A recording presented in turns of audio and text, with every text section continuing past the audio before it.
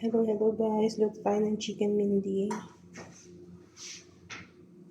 In oven to Maglagay tayo ng kamatis, isang buo.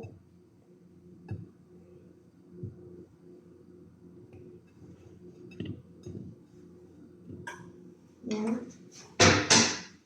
And then,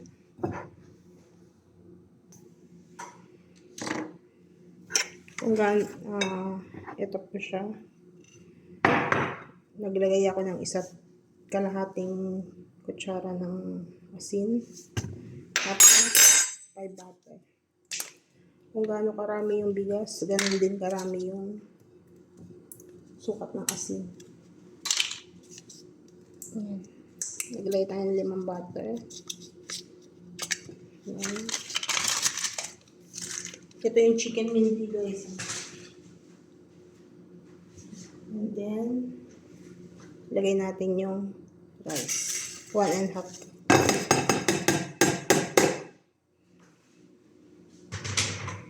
Set aside muna natin yan. Yan guys sa chicken. Maglagay tayo ng paminta. Konting paminta. Konting kurkum.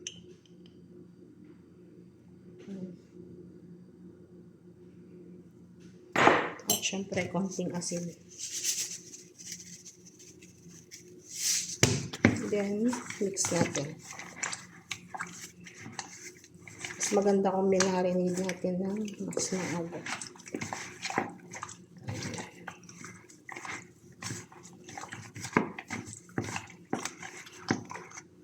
Yan guys. Then, balik tayo dun sa rice natin.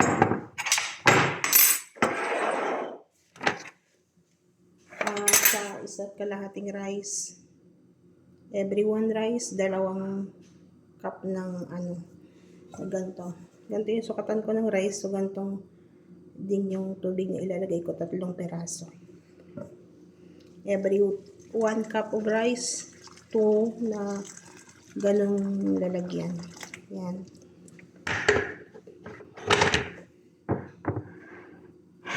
Then, takpan natin siya. Okay guys, takpan natin.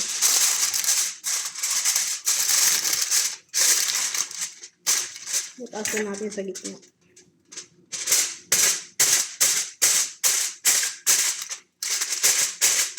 Takpan natin.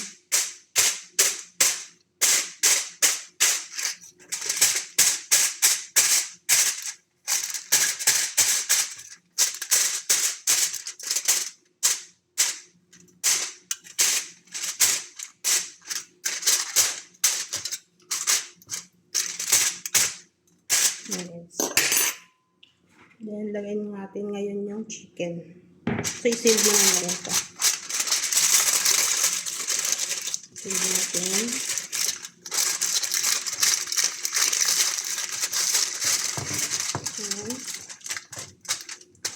Save natin. Then, lagyan natin yung chicken. Yung paglagay ng chicken, pabaliktad Ito ba?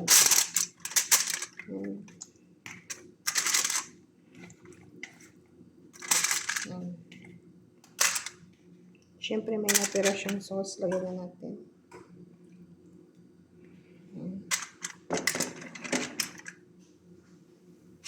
Then takpan natin ang parchment paper. Kaya ako nilagyan ng parchment paper para juicy yung pagkakaluto. Hindi siya dry. Juicy pa rin. After natin naglagay ng parchment paper, lagyan ulit natin ng foil. Okay.